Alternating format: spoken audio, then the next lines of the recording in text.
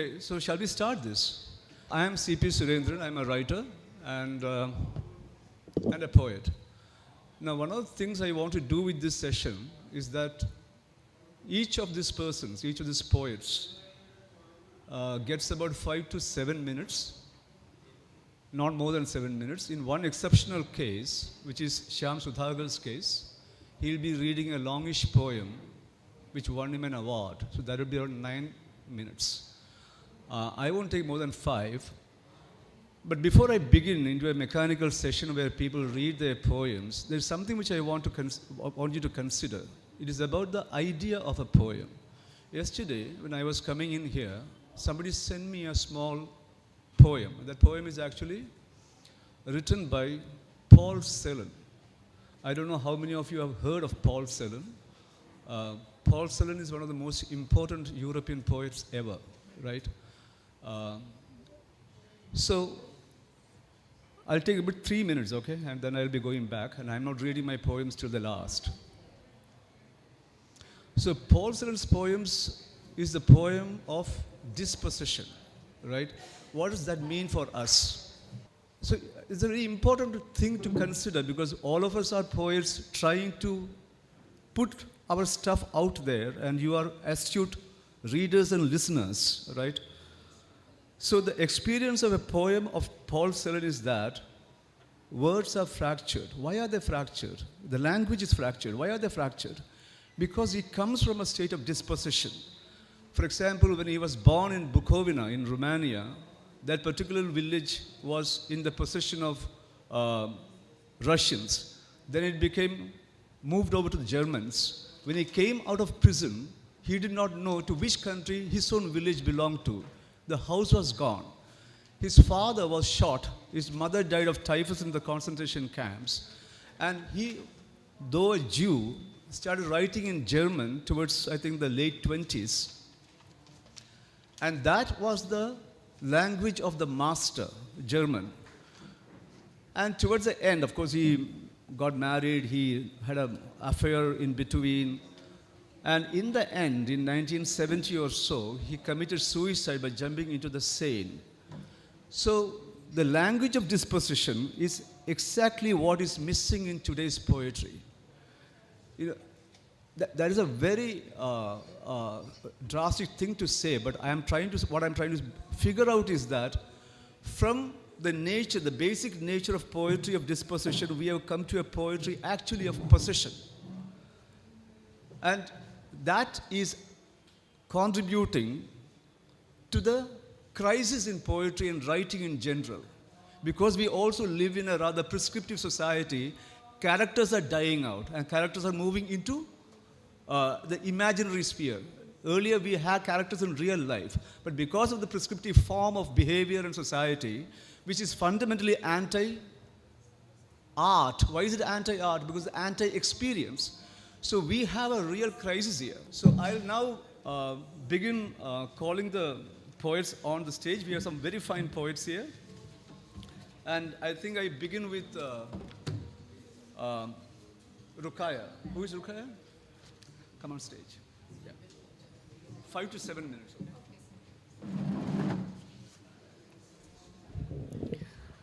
A warm good morning to all of you.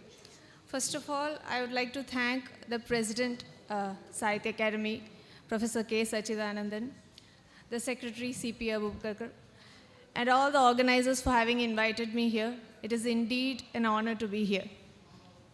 Before going on to a reading of my poems, I would like to mention how the phenomena of diaspora has profoundly influenced me, probably because I have done my research in this area.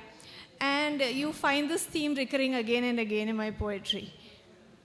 And there's a popular misconception that diaspora deals only with displaced populations from the native soil to the foreign soil. But this is not true. There are actually 4 phases. And if this is actually true, then all of us are diasporic in different ways. Each person ejected from the mother's womb is diasporic, because he or she is displaced from his feminine side.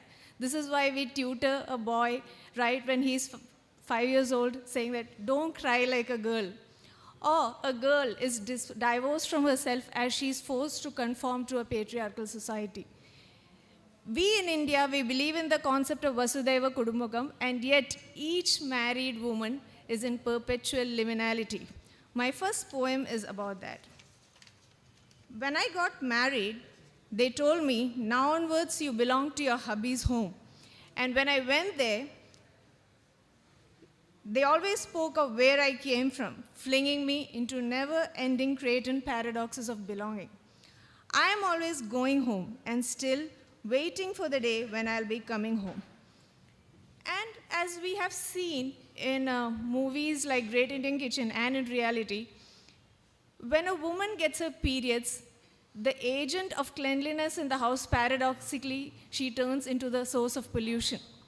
And since periods is a taboo topic in our society, reading a poem itself on periods becomes an act of resistance.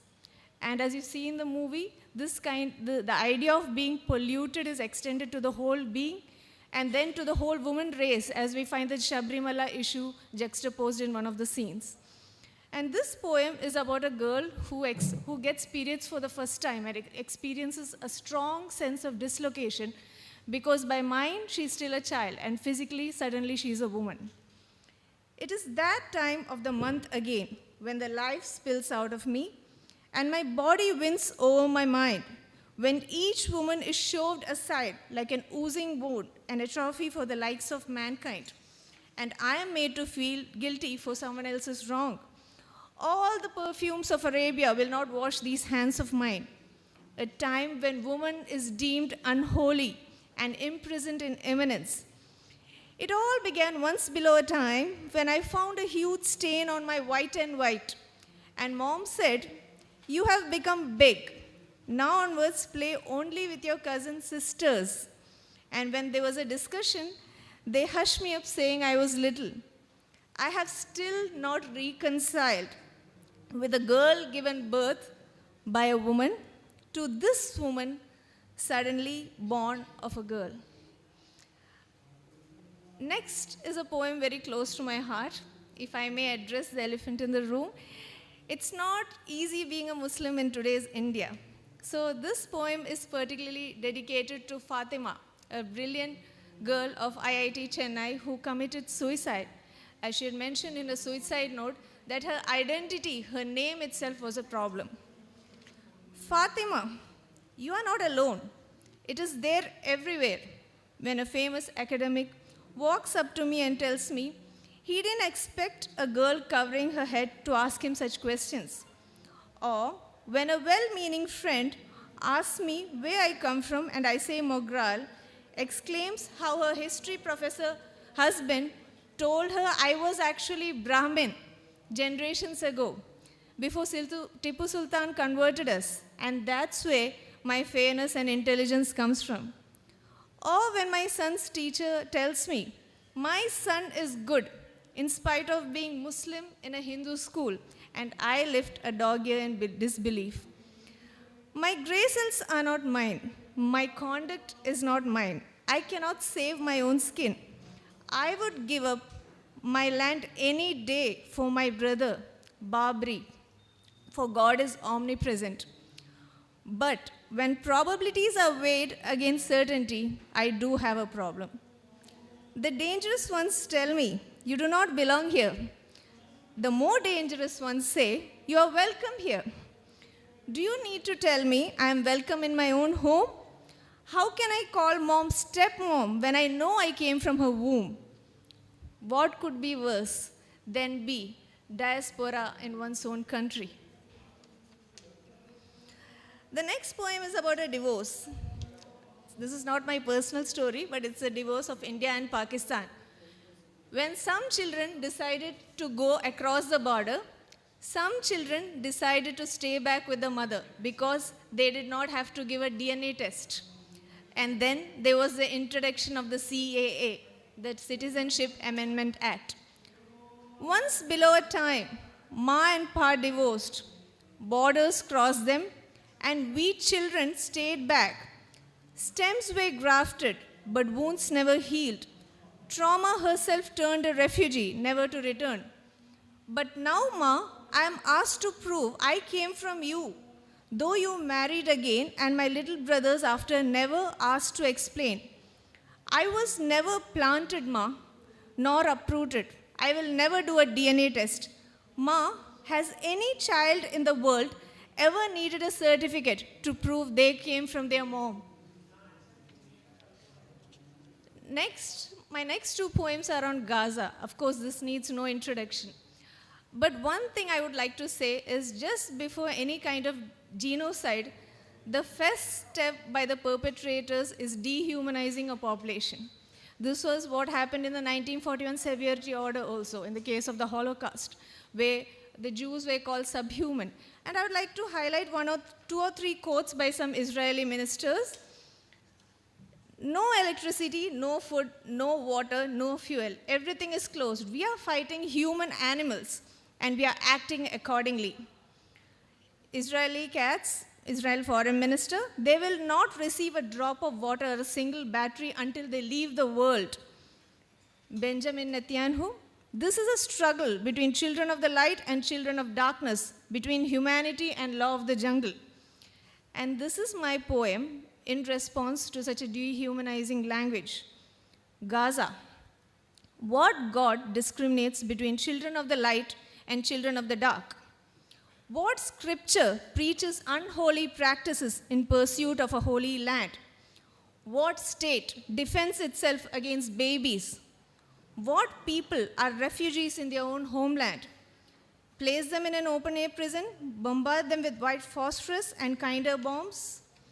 Ask them to run and close all routes and then deny them food and water. Were the gas chambers kinder? The swastika revolves to a full circle and bitten by the bystander effect, the world just watches. If this is what humans do, then I'm proud to be a human animal.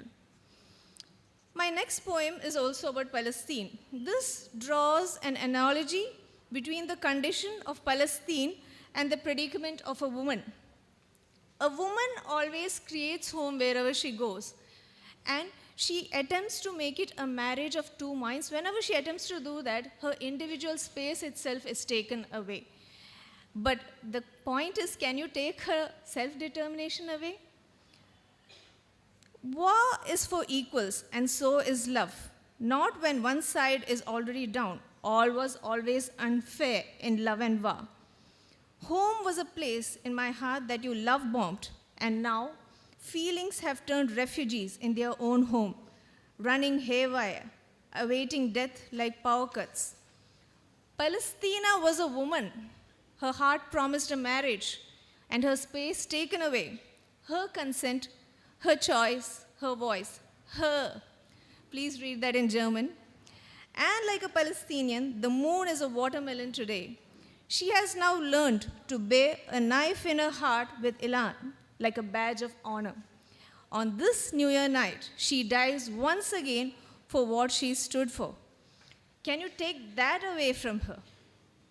And now, to come to my last poem. This year, on New Year's Eve, we had the most disheartening images circulating on social media. We saw Vinesh Fogart returning her Khel Ratna Award, Arjuna Award, placing them on the pavement. And we had Sakshi Malik quit wrestling. Wrestling is now no longer a sport because only one side wins. And right from childhood, one thing I believed in was perhaps if men excelled in any department, probably that was in the department of physical strength. And when women finally enable themselves in that department, if this happens to them, then what is the plight of the other girls in the country? So this poem is termed Dangal. And another problem is with our obsolete laws is that when any kind of sexual harassment happens, only if some kind of penetration occurs is it designated or accepted as sexual harassment. So the next poem is Dangal. When we were young, we were asked to learn taekwondo, karate, wrestling to defend ourselves. And when we did, able-bodied women, you finally killed our spirit. It took Harvey Weinstein, 90 women, the Me Too movement, 5 years of trial, a push from the New York State governor to finally prove guilty. When my meaning of modesty fails to penetrate your patriarchal vocabulary, it's time to create new dictionaries or call us loud, selfish, indisciplined. Elsewhere, an athlete races against her own principles. When you fight for your rights, it's called legitimate. When I wrestle for my rights, it's called feminism. Thank you. Thank you, Rukaya. Sabida Sachi. A very good morning, everyone. I won't be speaking about my poetry, I'll just be reading my poetry. I'll start actually from a series. I have a habit of writing series of poems. This is, well, actually, after this series is the title of my book, Hereafter. The series is titled Travels in the Hereafter. And this series happened after a long travel in Egypt. It's a series of 6 poems. I'll read just one. Travels in the Hereafter. 3. The Queen Who Would Be King.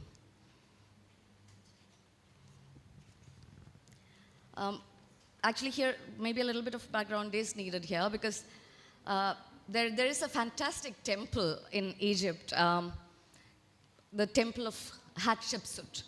She was the only woman pharaoh in Egypt. And what's really striking is that, you're getting off the boat, you're on the Nile cruise, you get off the boat, you start walking towards her temple, and what you see are hundreds of gigantic statues. And these are the queen, Hatshepsut. But she has a beard. Yeah? Because in Egyptian, ancient Egyptian iconography, there was no way to represent actually a woman who ruled. So the beard actually represents her power. So this is the queen who would be king. At the doorways to the temple, a bearded woman guards the gods. Many bearded women, extravagant mysteries in stone, endure elegant and imposing, with disdain for the puzzled. O Hatshepsut, the queen who would be king, she of styluses and swords who styled herself thus, obeying the rules of the ruled in which only kings figured.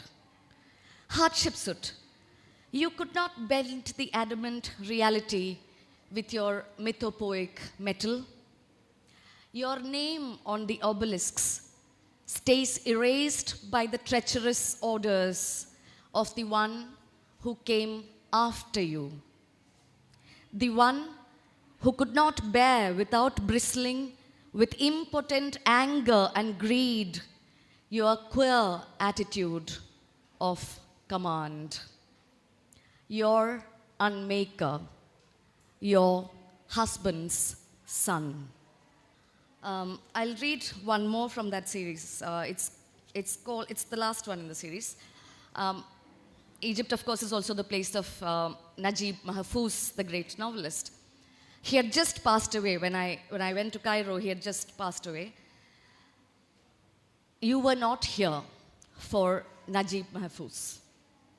I looked for the children of the alley, scowling and scurrying in perilous lanes of shadows, for tremulous knives, stone stairways heady with slithering hookahs, and the eternal ring of glass on glass, lemon trees piquant and lyrical, the desert's inebriated moon, recklessly seeking the sharp edge of strife or the sheer veils of another's wife. But in this old city of sagas and fables, you, Mahfouz, older still, the chronicler of Cairo, were not here. The next poem that I'll read is called To Paul Celan. I have a habit of writing poems to other poets. To Paul Celan. Everyone over 40 should be shot dead, wrote a poet in 1969. The 50-something Jewish poet heard it in 1970 and resolved to drown himself in the Seine. The Seine flowed on 50, 30, 60, 40, 20. Sweet Seine, flow softly until I end my song. Sweet Seine, sing softly until my poem soars. Softly, still softly, candles flickered. Christ, Jehovah, Christ, Jehovah. Whether new or old, testaments will be testaments. A soldier kept counting the heads in some concentration camp. 60, 10, 30, 50, 70,021. And you, my later roses. Softly, still softly, flowers bloomed in the cemetery. Carl, Rosa, Paul. Be it genocide or suicide, death is death. In a rain of black umbrellas, the priest chanted, Amen. Outside, death. 50, 90, 40. Sweet Seine, flow softly until I end my song. Sweet Seine, sing loudly until my poem flares. Death, scattered candlelight, roses, roses. As a counter to, in conversation with this maybe, I'll read this poem, which I wrote just after the terror attacks in France in November 2015. It's called I was in London at the time. I had just returned from Paris. I missed the terror attacks by a few days. No, do not go there. No, do not go there. The pendulum of the basilica clock is a bomb that will go off the moment you step on the bell tower's hunchbacked staircase, winding its way to the sky, crisscrossed by drones over Beirut and Aleppo and Baghdad, cities of fevered fairy tale dreams, now but the cries of John the Baptist's head on a platter, dusted with the pain of the apostate and the infidel. No, do not go there.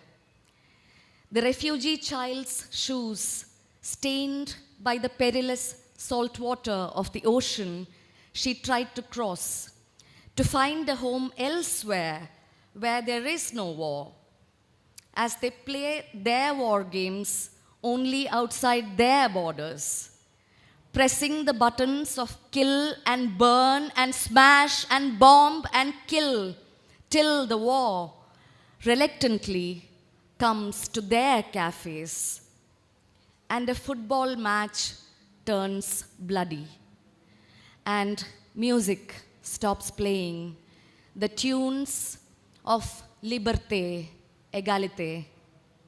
There was never fraternity in any case, not even a pretense to love your neighbor, but kill, the joy of play and sport in the schools of Kabul and Gaza and Cairo and Jerusalem, where every supper could be the last, where every candle is lit for the dead, where every prayer is a cry of the living, where every string is tuned to a requiem, where every utterance is a protest, and the poetry of hikmet, of darwish, of fairs, of mir.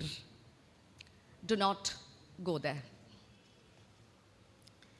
I lighten things a bit by reading a comic poem. It's called In This Issue. Let me just find it. In This Issue, the 18-meter long romantic poem by the 47-year-old promising poet. The long-awaited 25-kilo novelette by the leading novelist with one foot in the grave. An interview with the auto rickshaw driver who plays a cameo in TV serials, driving the heroine to the hero's house, about the representational value of subalterns. A candid interview with the wife poet of the above-mentioned budding poet about his untamed creative processes. Digital poetry and market ploys. A few thought-provoking thoughts by the hot-selling Marxist thinker. The Weekend Book Reviewer presents languid and heavy-bottomed Latin American short stories in his usual arousing manner. Only 15 rupees for one issue, $20 for foreign subscribers. I'll actually end with, today is 30th January. It's the day that Gandhiji was assassinated. And I have a poem, this came recently in Poetry Wales. I have a poem this is partly on Gandhi, but it's on statues. Okay, so this poem is called Museum. And it's a prose poem. It's not a verse poem, but a prose poem. Museum. The maimed Salabhanjiga from Sindh, who guards the loot in the British Museum, proposed to the Queen from Mohenjo-daro, who stands with one arm on her defined hip in Delhi's National Museum. Let us go flying around the world and see what they're doing to statues these days. When the Queen arrives in England from Delhi, there lie the statues of slave owners in canals, in pieces. In South Africa, too, oppressors' statues have fallen. You remember there was the movement called Rhodes Must Fall that started in South Africa, in Cape Town, and then came to Oxford, where because Rhodes was a slave owner, so this is actually in the context of all the statues that have been falling. In South Africa, too, oppressors' statues have fallen, covered in graffiti. But what is this? Even the Gandhi of Durban stands unsteady with a wobbly stick. Outside the Parliament in London, the new Gandhi argues with Churchill. In India, the killers of Gandhi sit sculpted amidst flowers and saffron robos animated by hatred. Gandhi sat meditating on the wretched of the earth in Tavistock and in Rajghat, calm in his solitude.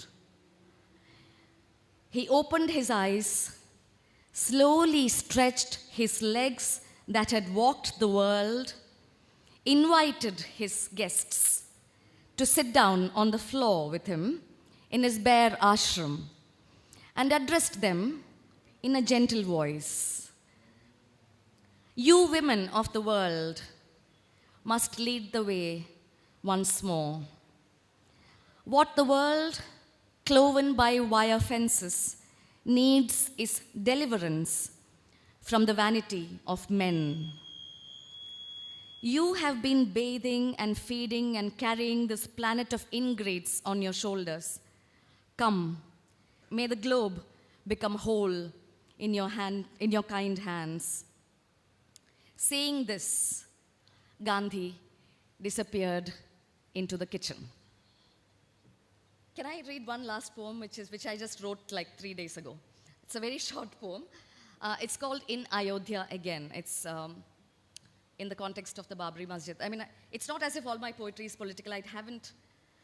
I also have a series to my father, which I intended to read one poem from, but that's all right. Those who wish to, actually, I do have a few copies of the book with me, probably. In Ayodhya again. Again drowns Rama in the river Sarayu. Again lotuses bloom and spread as wounds. Again flutters in the last breath of Rajadharma the yellow flag speared on the masjid's forehead. Again the rising crescendo in Ayodhya. Ram Naam Satya Hai, Jai Shri Ram. Why search for me in the temple or the mosque? Right beside you am I, sings Kabir in the cremation ghat in Banaras. On the scarlet stain drawn by 3 bullets, again emerge 2 last words. Hey Ram. Remembering Gandhiji, I'll stop here. Thank you. Thank you. Thank you, Sabita, for both Gandhi and Ceylon. At 11 o'clock, we have a 1-minute break on a silent prayer on Gandhi.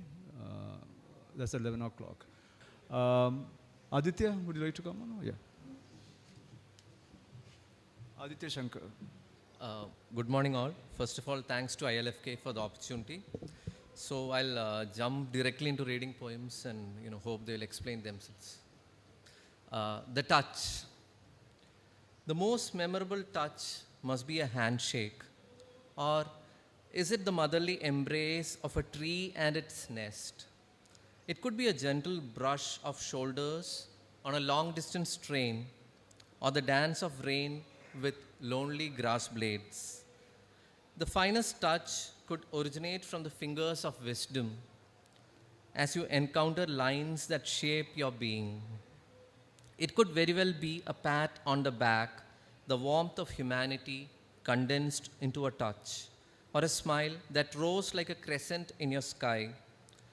The finest touch could be the touch of hope that lingers, the dreamy touch of ice in the gallows, the gold scored by the hand of God, the saintly touch of Mother Teresa on the sorrows of Kolkata, or the defining touch of Gandhi on the Indian soul.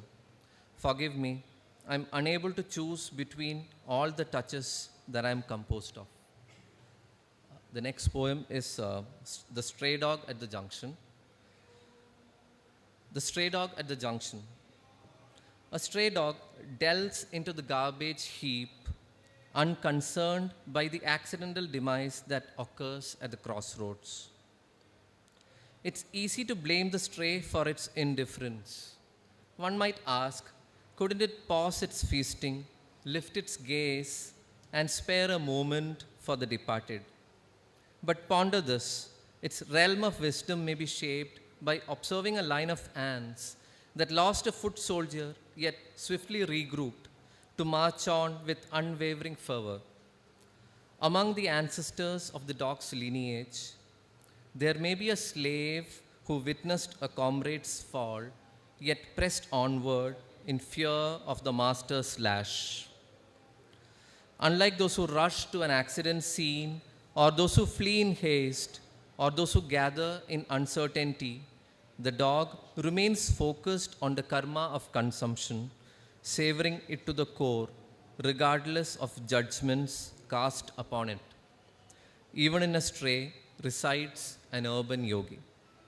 The next poem is The Bullet, a Reluctant Recruit. The sharpshooter isn't my friend, confesses the bullet. And hate-fed graveyards, not gardens, should shun our streets, it adds. It refuses to dwell within the realms of Gandhi, Pansare, Gauri Lankesh, Jessica, and kinfolk, to be that invisible intruder entangled in the inescapable web of historical spotlight, a tarnished throne of brand new sin, a projectile that seeks solace in the anonymity of a landfill, that longs to retire and fade away from memory. Left to itself, the bullet wishes to be misfired, to disappear into a wild tree's bark, to be a frozen stone awaiting a touch to break its curse, a native longing to dissolve into its elements. The next poem is Bare Within My Bathroom. Being bare within my bathroom differs from being unclothed upon a bed or in darkness. It's not the helpless nudity of the aging or the euphoric nudity of an inventor sprinting down the streets. With nothing to offer, conceal, declare, or shame, a nudity untouched by the pendulum swings of pleasure and sin.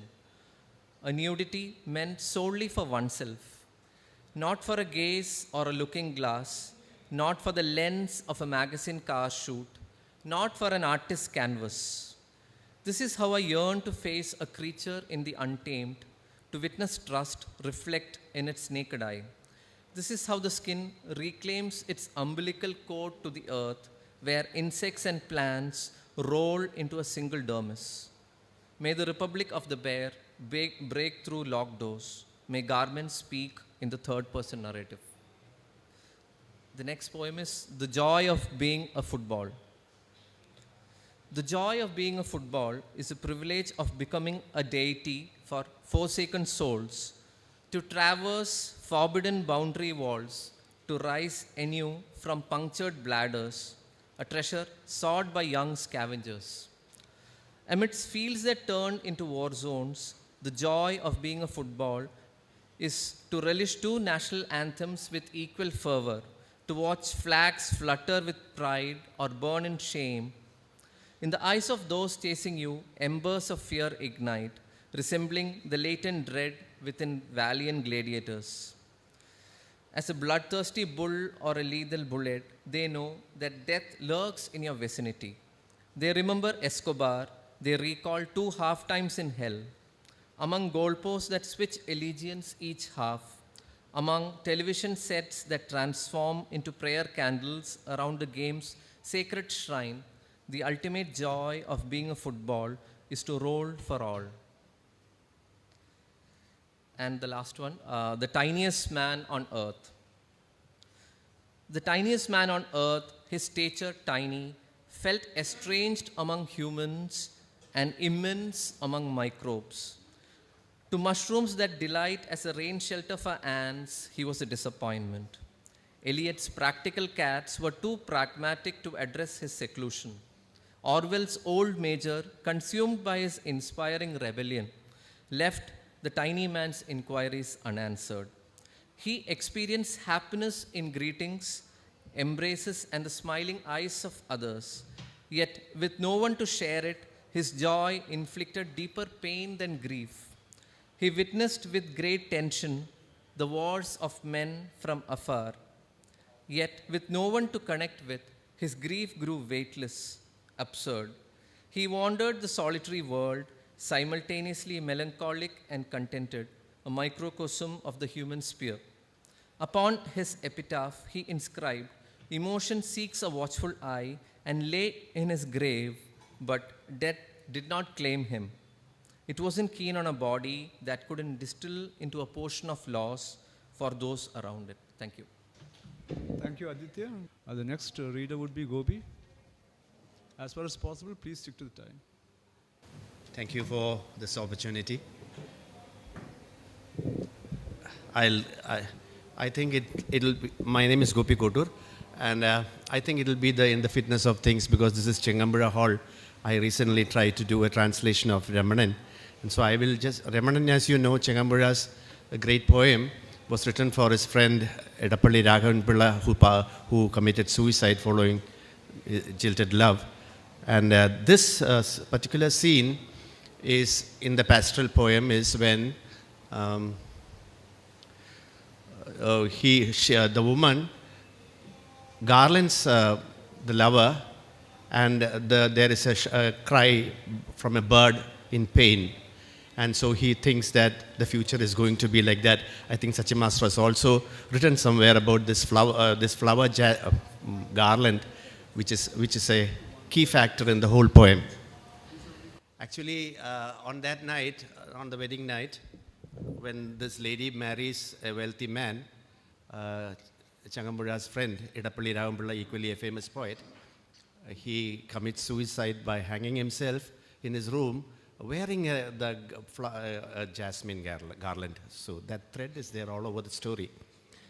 So here, that small scene where, as I said, she marries him, in fact, in a pastoral vein. That's Ramanan. Chandrika, music that strings the veena of my mind.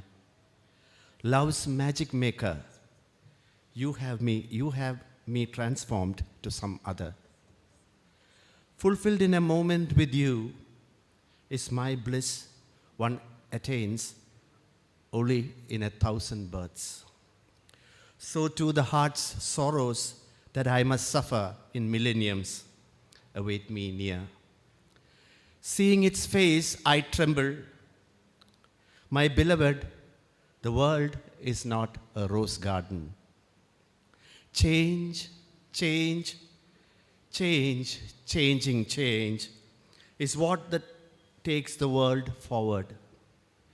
In that which changes, what transformation, what weird swirls cannot but happen. Think of it, helpless, just worms we humans are. Powerless to grapple with cruel fate, we plan one thing, but the outcome is something other. We cry over it, weeping in vain. Life is a riddle. Come to think of it, it is impossible to realize a satisfactory answer. This portends not a good future. I feel it thus deep inside. I know not why that drowned bird cry when upon my neck the garland fell and there arose the pang of grief. Were they not at the same time? For what reason, in thoughts of a future distressed, does my heartbeat time and again rise so? I hear deep within me a voice that augurs that this story must certainly end in bloodshed. The beginning is ill done, and in ill will must be its ending. Ramanan sits back again on the stone. Chandrika sits by his side, holding his hands together. Chandrika, lost and lost again in the future that is immersed in mist, murmuring with uncertainty from far away. Why let your heart suffer so, contemplating unknown sorrows? Embalm your heart in your flute song. Fill your mind with the bright colors of freshness. The bird was not portending ill. It was only signaling the arrival of night. To cuddle you in its arms awaits soft-hearted prosperity, when all the blessings of the world of song feast you with all-encompassing bliss, beloved. You have no cause in this least to be unsatisfied. Strive and be comforted for a heartbroken bubble as me. Dear one, why burden yourself with a fire mountain and burn yourself down to ashes? Strive and be comforted. This steadfast love that we treasure will rain on us happiness. Ramanan, stroking Chandrika on her back. Even as with pearly rays is the showering moon's flowering silver here, run your eyes there upon the misted hills where the forests teem. There in blinding cataract resounds the painful beating of those terror-stricken wings. My future is one that will too thus thicken with an unknown grief, even though I now laugh. Beloved, beyond compare, if my life sweetens with yours, this pitiless world will make of it a dust heap. The horrid vampire of society comes stampeding behind tender hearts in love. To escape from the fatal poison fleas of jealousy is but a wish turned weak. Whatever the transformation, let it be, I have enshrined you in the temple of my love forever. If I must burn down to ashes, let me, song of my desire, I will not forsake this love. I'm just stopping with that much. And then I'll just read one of my poems and I'll close this. This is a poem called Susie Teacher. I think it's coming in one of the issues of Indian literature. This is a poem about a teacher who taught me, and now she is totally demented, or she has got Alzheimer's. So this is a poem. Susie Teacher. It was dusk. I was sipping coffee, eating the cold bread Mother had packed along with my books. There she was by the window, beautiful as she was always to me, her miniature breastpin upon her heave, gently silvering as the twilight hit it. The tiny Christ glowed all over. Red. Perhaps it was a rose or deer on her fabric that she was embroidering. The needle fell from her hands. Susie Teacher turned to me and smiled, gently rose, and was back with a magnet. In the small darkness that seeped by the hours, we searched all over the floor until the needle suddenly clutched its iron with a deliberate hug of quiescent eclipse. Just as now, her eyes strips across my face, foraging for me, as though I, her small needle, lay lost somewhere in hiding. A silver drop that she will never again find, turning me deeper than Christ in her eyes, as the bend in the twilight breaks the last colors of another evening. Thank you. Thank you, Gobi. Shrikala? Namaskaram. And thank you, Academy and President. And this is an honor for me. Thank you for giving me space in Kerala's great literary culture and poetry especially. I value it with all my heart. And thank you, fellow poets. And I made so many plans, but I keep changing. Nevertheless, in these times of great distractions and reconstructions, both in the religious realm, the built heritages, we can say, in the religious realm, and also in the so-called secular domains, I have a feeling that we must also start cherishing what was before there, the great natural environment, the great heritage of rivers and the environment, and that culture also has to be talked about. And some of these poems, so which I have selected today, have those resonances, those concerns and frustrations also, some hope. And also, while recognizing the citizenship rights and human rights also. The first poem is Beginning or the End. For centuries we were here, origin of rivers flowing like life, clad in paintings, naked like the earth. And we are here today, on this page, like yesterday, looking for us. What happened to us? Every time the same worries, absences, rejections, long silences. Yes, we are learned people still learning. In sufferings and struggles, we are strengthened. We become alive, smiling and touching. The heart of our dreams, smiles of our hope.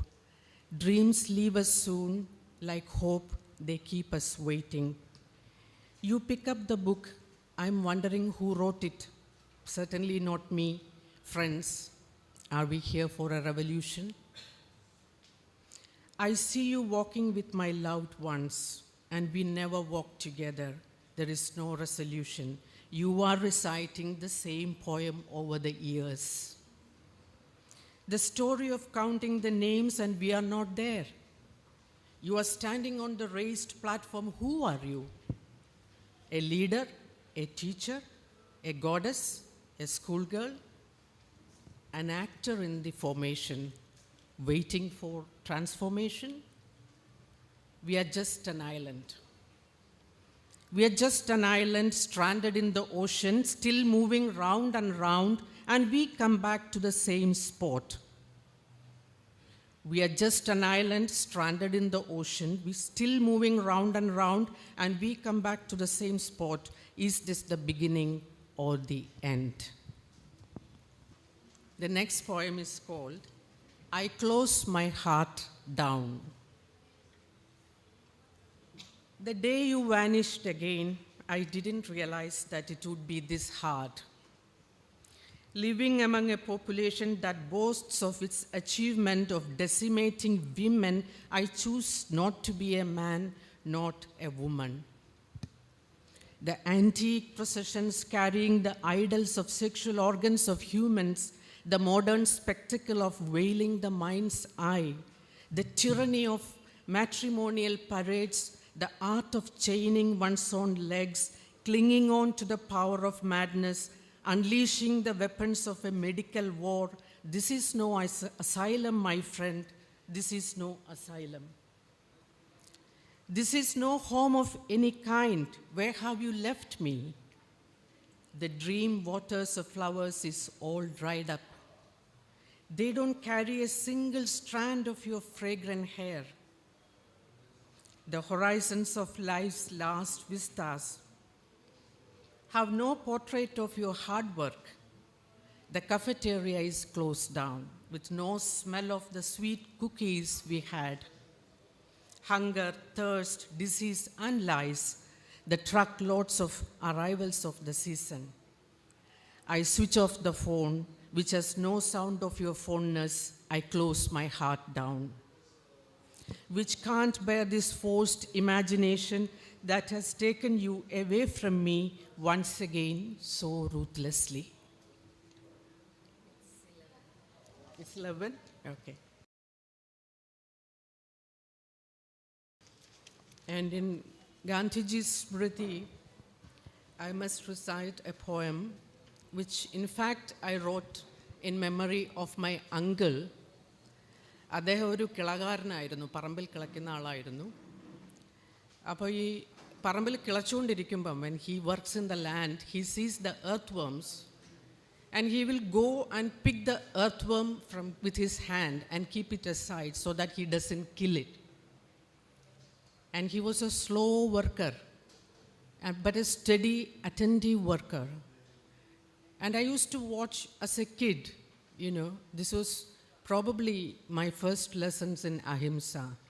And in Gandhiji's Smriti and in his honor, let me read this poem, A Monument for Earthworms. Where is the smell of earth, the movement of life on it? Farmers, friends you extinguish with bulldozers, I hear nothing but doom that terrorizes. And you call it progress, nothing but your killing machines rolls on helpless lives. Humans whom you turn into slaves of power, begging for votes for a share. I write my final adieu to your promise of tomorrow that just fills your pocket and throws the waste into hungry mouths. Mourn the mass murder of the earthworms if you dare. In your concrete circles, they resound a haunting cry, with no regard for any prophecy, no fancy for victory, no more yes ideology. In the silence of my heart today, I make a monument for the earthworms. Do you want me to read one or two more? Or one more poem? Okay. Love alone.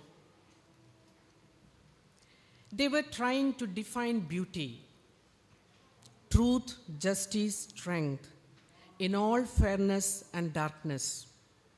Let it be so.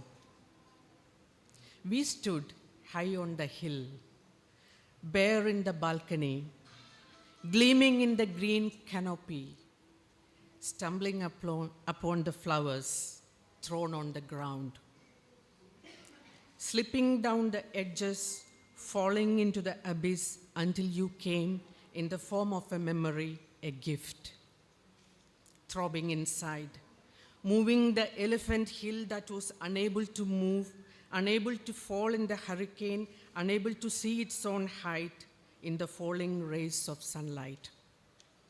I can now bend down to the earth, to the sands, to catch a breath of you, that smell of you, in a drop of water. They call it passion.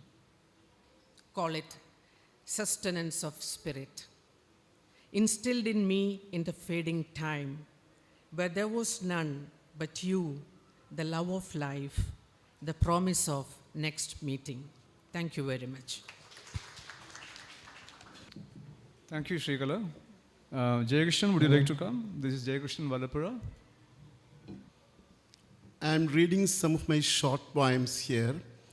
I don't know whether there is any underlying pattern, but if you can find one, I'm very happy. Paparazzi. The vampire nails and red-tinged tongue licking the last drop of blood off the reticent subject. Vulture presences, a zoom flash on the neck that is sucked fast into the quicksand. Nosferatu, the vampire. Yes, he comes, day presences in coffins, tucked away in remote castles, bite marks on the back necks of pretty women, a rapid loss of blood at night, pallor, automatic abortions. Yes, he comes as a cat, a dog, a bat, a shining ball, a shade, a smell, a memory. Yes, he comes. Medusa. Oh no, do not gaze. The gaze is deadly. Snake eyes, stone curses, whirlpool inferno. Oh no, do not gaze. The gaze is deadly. One more poem. Demono. The demons in tales I have heard are all ravenous. They eat their prey raw and drink their blood by gallons. But mostly they are blind. And even children dupe them easily and escape from their foolish traps. Yes, children who break free from the castles and dungeons and come hurrying over the marshes and across the forests to the plains seeking liberation. Yes, the children, decoding the riddles, providing profound answers to little kissings. Yes, they are coming into the present. Thank you. Lovely poems, Jayakrishnan. Thank you. Ravi Shankar, would you like to come and present your poems? Hello, I am Ravi Shankar, better known as Rash. I am from Palakkad, not far from here. I have 2 or 3 different kinds of poems to read. One is The Song of the Bridge. The Song of the Bridge. Voices from the river, ricochet of the old iron like a staccato of the passing girders. Passenger on the bank talks to the passenger in the train. I saw you briefly like a rushing pixel of the stream of dawn, a rainbow traveling down vestibules, unseeing me with loveless eyes, inconsiderate to the stationary me, insensitive to the flower that blossoms from my guts. A stranger, traveler in another dimension, beyond the pale of the conflicts, the armorless ambushes, the stray bullets of love, the blood seeping from gauze-covered, festering wounds. Goodbye, stranger from another world. Here I plunge into the river of Valhalla. Your fleeting image is long dead in my retina as the river below meets me headlong. That's one poem. The second one is The Man Who Stepped on a Mine. The man who stepped on a mine. The man who stepped on a mine finds the world suddenly quiet. All voices, chirps, roars, screams flow down his leg to the trigger. His wife and kids sit on his foot, his house, his street, his village, his mango tree, all sit on his foot, looking at him with apprehension. The world exists no more. Hills, dales, forest fragrances, animals poor, the sun. Exist no more. Playfields, soccer games, festivals, rain showers, library, and bars. The man who stepped on a mine grows old alone. His clothes fall off. He turns into a skeleton as the world changes. Only he and his mine rot as one. Early in the morning. It's a kind of prose poem. Early in the morning, there was no hiss of the water filling the tank. There was no hum from the washing machine. The cat did not mew or jump down from the attic. When the woman went out to sweep, a crow sat on a branch and watched her uncawing. Two squirrels sat on another branch unchirping. Two street dogs, who usually pay a visit for leftovers, sat on the compound wall unbarking. They looked at her sadly. The flowers all withered and dropped dead on the ground. Two newspapers lay dead near the front door. The mixie switched on with a loud wail and abruptly stopped. The gas burner spluttered in sorrow while boiling milk, but the cooker refused to whistle. The geyser refused to turn on in the bathroom. When the woman brought tea to the man, he was struggling to switch on the TV. On the grainy screen, anxious heads appeared one after the other, looking for the absent kid. The man's phone screen lit up with a single message. Where is she?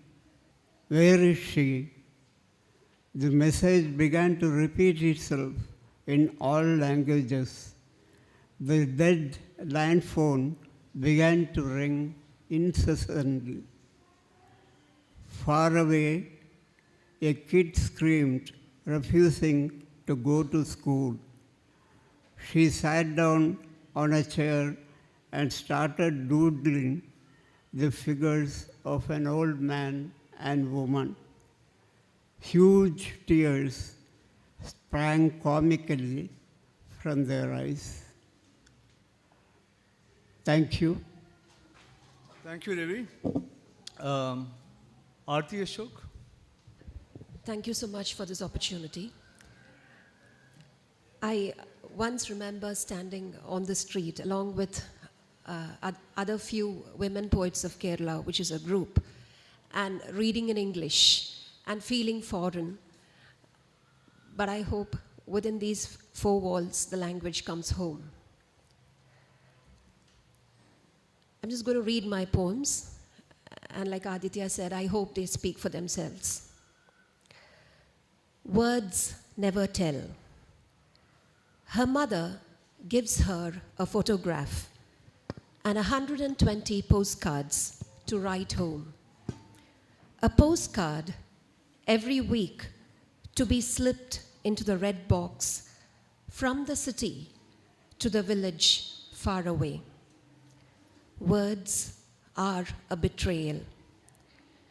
They do not speak of how the night was a goddess with a tongue trickling blood, or of how the trees whispered wind, ink blue stars, and the rustle of a drunken lamp plowed sleepless nights.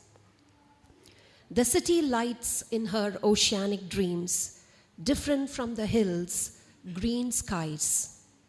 It opens fishes gutted with eyes glassed and dreams true of how a child went looking behind open doors for a grandmother left far behind in the village, whose long hair she stretched into the lonely roads lit by the city's skinless sun.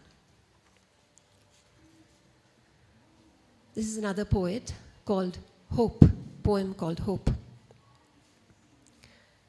They found the poet dead at a tiny corner in East Delhi. Her body was upside down, as her head, non-linear, just as when she was alive. There was nothing on her face to show that men had walked that way, broken some glasses, set fire to houses, thrown stones at people, or had held in their hands long iron rods with which they scooped out children not yet born from their mother's womb. On one side of her cheek was a dark smear like a leaf, a flicker where fire kissed her tenderly. Her hair was black, raven dark of blood, clotted when it was banged, voices screeching, asking her over and over, Azadi? Is it Azadi you want? Take it. When she was turned over, a breast fell down, mauled, chopped, the leaf of her stomach gutted, gory, her thighs split open, bloody, all but her eyes. Her eyes were open, looking as it did into the butcher's eyes, as wide open as a sky. It was red. The streets, the roads, the town, the country, baptized by a poet's blood. The dead poet's blood, now running, seeding a revolution, recalling a country before it fell down on its knees. Dog days. On either side of the wall, a dog and she roomed, same walls, grey. Breath, moans, winter outside. No cherry blossoms, only red flowers wilting in the heat of the day and dying light. She hears the dog. It whimpers in the dark. The wall thin between them, a small sheet of pain. She hears the paws on the floor, hither, thither, thither, hither. She hears the unrest, her eyes growing out of the wall, and sees the dog. Night grows. The hardness of her cot betrays nothing. On either side of the wall, the dog and she. Both hear the other breathe, a water trickle in the sand, dried yellow butterfly wings. Both listen, both wait. Dawn steals sleep. Thank you. Well read, Arti. Fine, sharp poems there. I think Shyam is going to read a poem. It's a pretty long poem, but it's an award-winning poem. It's a single poem. It'll be about 9 minutes, so brace for it. Shyam. Title of this poem is Muziris, and it's an ancient poet, as we all know, and now historians are again and again searching for it, where it is exactly. Muziris. There are 5 parts. First one. The one who knows the sea unlocks a sky in the heart. 2. The old town of the rough rains that you seek is dead. The alleys that once glittered with the spark of metals now reek of silence. Everything returns to its origin. Earthen pots to mud, water to the depths unraveled by the anger, coins to their luster. Nothing remains in their memory. No more jasmine scents, no more damsels. Roads are clogged by thrones. Weapons, like photographs of lightning, became mere showpieces. 3. When the afternoon sun becomes rooted in the earth and the trees doze off, stretching their fingers to Periyar, I remember a lost vessel that once sailed to my shores, as natural as a mango falling into its own mud. With a kiss, God united us. Gazing at the night sky, we joined the stars. Together, we saw the edge of the sky boiling in the waves. At the doorstep of the sea, a town bloomed, stretching out 51 tongues. The glory of the sun has long drowned. Yet, the sound of the same sea and the faith in the same stars drip into memory. We parted ways in the drought after the flood, pretending nothing passed between us. Never committed love or time, shared dreams of the body, nor surrendered language. Yet, had you waited for me this long on the same deck, like a season nailed onto the wall of earth by some god, had you stood unmoving in the summer heat and salty winds echoing the same sea?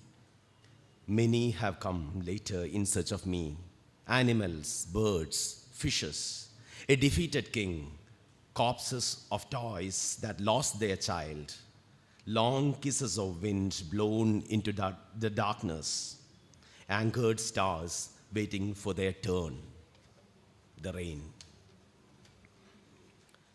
Like lightning on the earth, time has shimmered through my bones, unknown by day and night. Water mountains blooming wild, shivering soil, the madness coursing through the flooded arteries of Periyar. I still jolt awake at those memories. 4.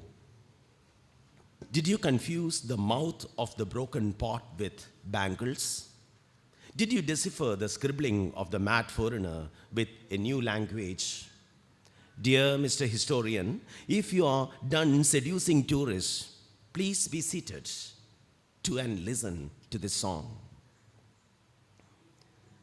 As the king of the foreign deity decreed to build a temple mighty, with the same sweat and spirit that we set straight in merit, plowing sand, lifting stone and timber in mass, building walls fitting solid doors in brass. The royal caste in a grand manner stood adored under the greed's banner. The lower caste stood step far aside, cowering at the eternal dharma beside. Those spaces vacated by the untouchables, then claimed by the insatiable feudal men, parting and grating sea with roaring oars, under the wrath that the summer sun pours. In the raging winds on the wooden vessel, the goddess sways in tune with the waves' whistle. Wearing the sacred sword and chilump chimming, the devotees utter the fucking song, dancing. The procession goes on with the mother god blessing. She sings down the navel of the land cursing. As an offering, once a Portuguese sailor sent a bell for the goddess in valor. Its resounding knell becomes the music of the world, and on it is written in the praise of his Lord, Sia Santimo Nome de Lavado.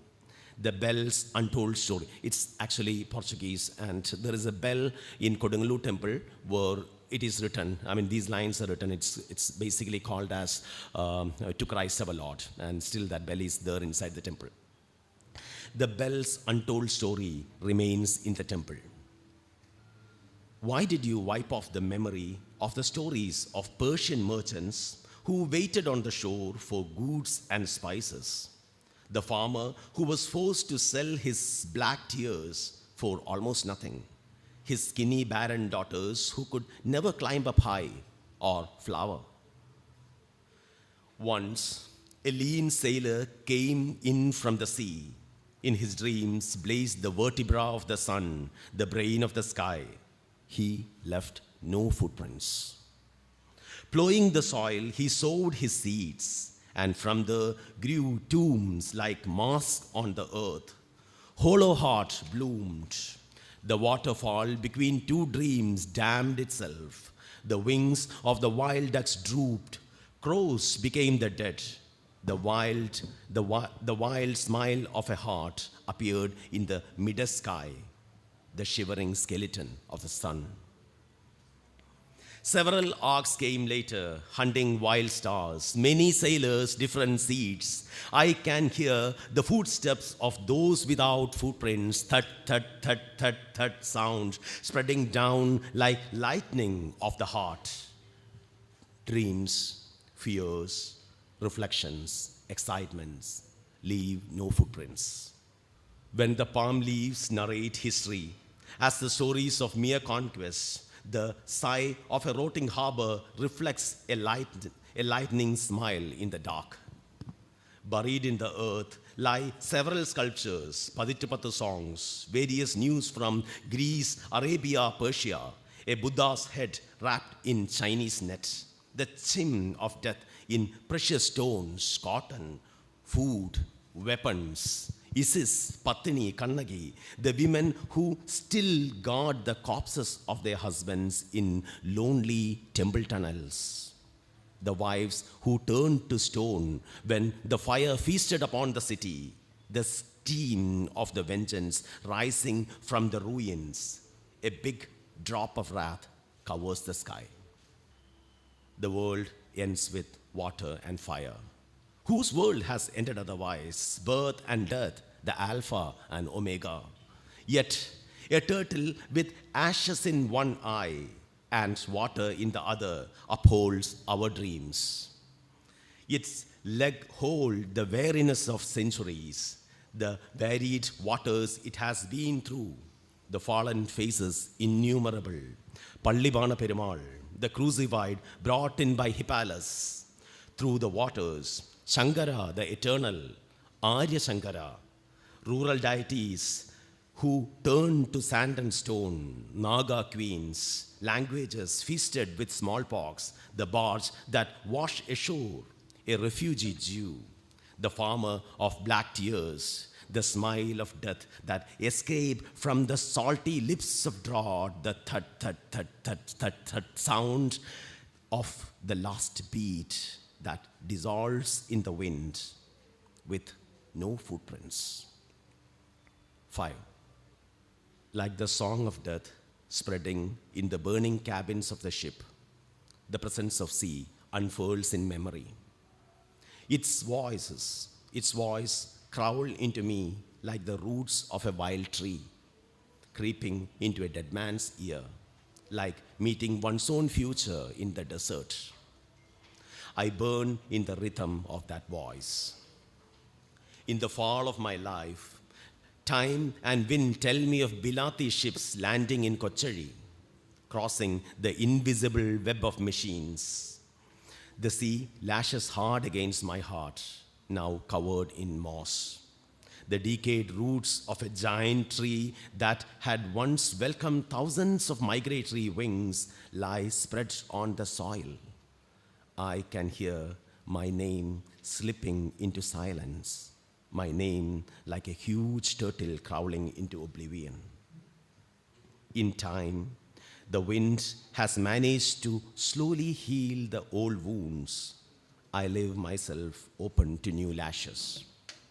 The fallen doors will open only to the sky. They focus only on sun and moon. I can hear the wind bursting past the waves, assertions and desertions. Thank you. Very nice. Thank you, Shyam. Anyone else left out from here? All right. Okay, I'm going to read a very small poem, a very small one. This is from my collected poems, which came some 5 years ago. This poem is on my father. My father was a writer, and he was a Malayalam writer, and towards the end of his life, he developed Alzheimer's. So, but he was a man of great willpower. So at one point, I actually found him practicing the alphabet of Malayalam language all over again, but he could not, of course, do it. Then I wrote a collection of poems called Katafalk. It's about 30 poems sequence. So this poem is from that collection. It's a very small poem, all right?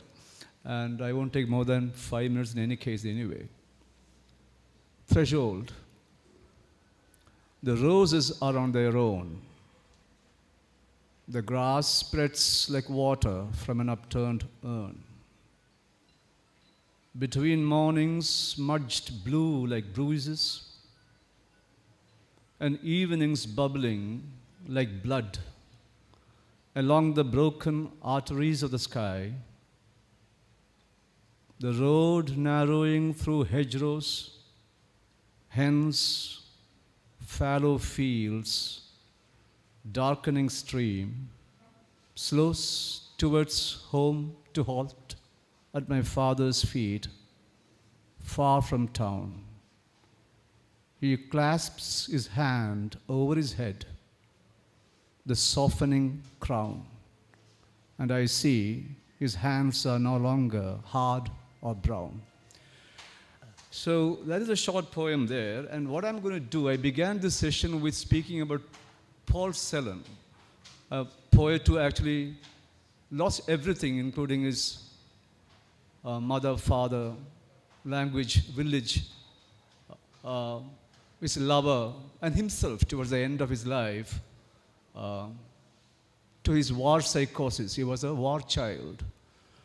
You must listen to Celan reading his poems. It's a great experience because he believes that nothing he says is really communicated. All right? So I'm going to read a very short poem by Celan, and then we'll discuss, if we have time, with the audience and the poets here. And as I told you in the beginning, these are fractured words, and I am not a great fan of fractured language, but you see how the most common words explain something which is kind of shattering kind of loneliness. This is called the bright stones.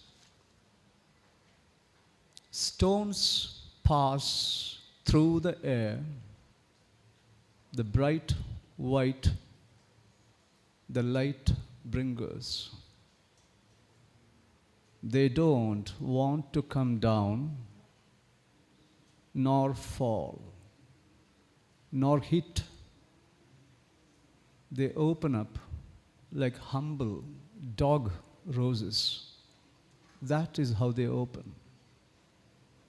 They float toward you, my quiet one, you, my true one.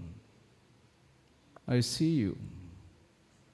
You gather them with my every man's hands, and you put them into the bright again. no one has to weep for or name. See, what I'm going to say is that how the most common words like stone, my everyone's hands, weep, these are very small words. I mean, he was a German writer, and in the German language, there's more music to his words, but they're still fractured. So how is it that, this very commonplace words make sense and grief?